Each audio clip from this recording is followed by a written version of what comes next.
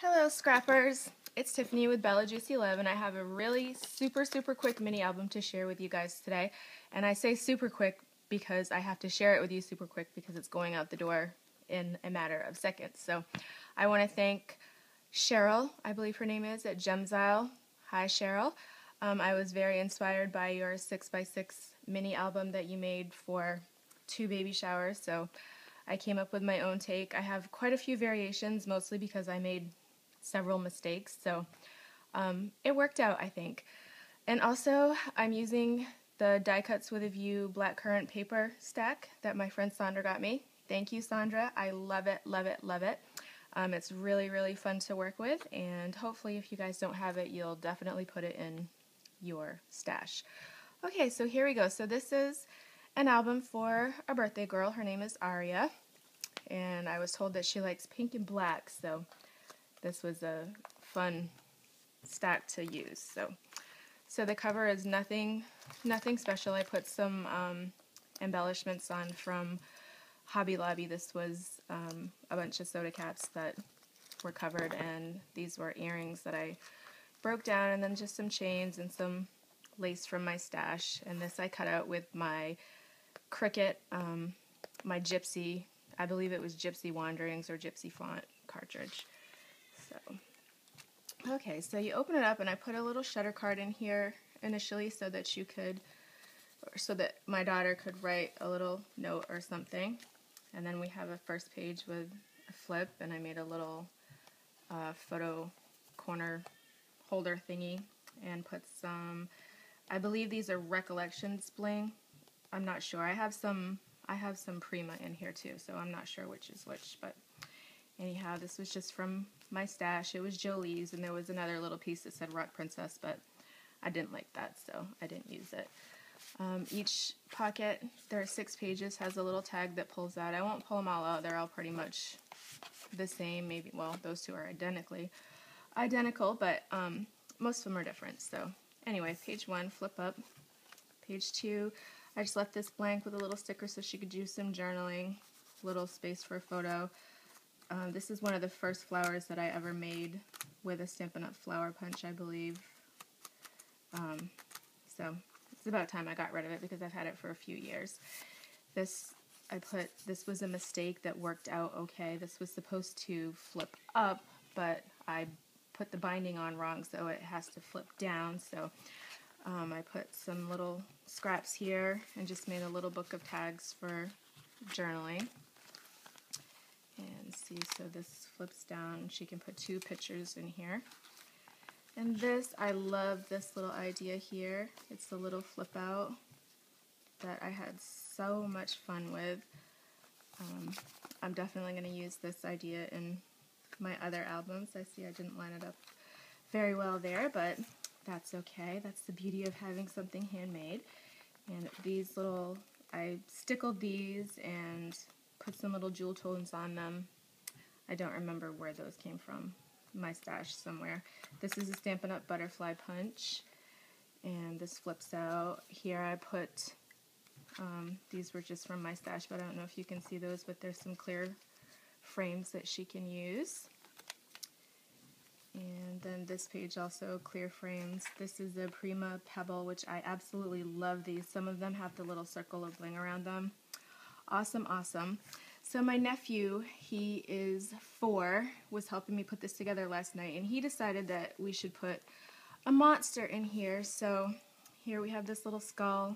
It was a little button that I cut the back off and made a little skull, or not a little skull, put it on the clothespin. So thank you, Aiden, for your suggestion of the monster. I think it's adorable. And this page, I'm not real happy with the way this turned out. I think if I were to make this in the future, if I did a 4-page layout, I wouldn't use a border punch, or if I did, I would use one that's much sturdier because these keep getting caught up with each other. But it's still pretty once it's all open. And then again, some Prima Pebbles, and this is the one that I was telling you about that has the little circle around it. Love it. So this page opens up, and this page opens all the way up here. There's some little tags here that, another mistake, I made a mistake cutting over here, so I just put I just adhered it down. I fussy cut a piece of flour from the paper and just stuck it down on this side and here so that I could stick some tags in here. So this mistake is another one that worked out pretty well. And then these blank for 2 nice big picture spreads. And then this is just a little tag I made that also pulls out. These are just little scraps that I thought were too pretty to throw away. And this is the 5-petal punch from Stampin' Up, which I just put some holes in and put a little brad in the middle. A little place for journaling. Well, probably not journaling, but maybe a picture on the back there. And we're almost done. Another mistake here, put the binding on the wrong side, so I had to put a piece of paper there, and I just adhered down here and here so that this holds some tags that I made.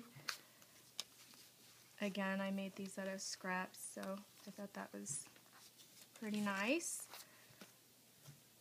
And this one thing I have to say about this paper is it is very hard to find any like one particular shade of pink that matches, so you'll see there's varying shades of pink and kind of like fuchsia in here. So, and then another to end it off with, and I didn't decorate this, I thought she might want to put a picture on here, but I'm loving this flip out. This is probably my favorite one. So, and you can have it flip and tie any way you want. I've also seen these closed with basic gray magnets, but I didn't have any of those on hand. So, and I just made this little, this was just a little piece from my stash, and another mistake that I needed to cover up, so I just put a little envelope in here that she can put some keepsakes in, and my daughter can, excuse me, can use these as cards if she wants to put a little something in them, but I just embossed them and inked them up, very plain, but again, too cute to not keep. And I love this paper. I don't know if you can see, but it's kind of pearly, so. And I'm almost out of that. I've had a case of that for about 10 years, and I'm down to like maybe 2 or 3 more pieces, so. Okay, and that is it. The back, very, very plain. You can see it's very chunky, though. I believe that my border, my binding here is about 2.5 inches. I used the Kathy Orta hidden hinge binding, but I did make a variation with it.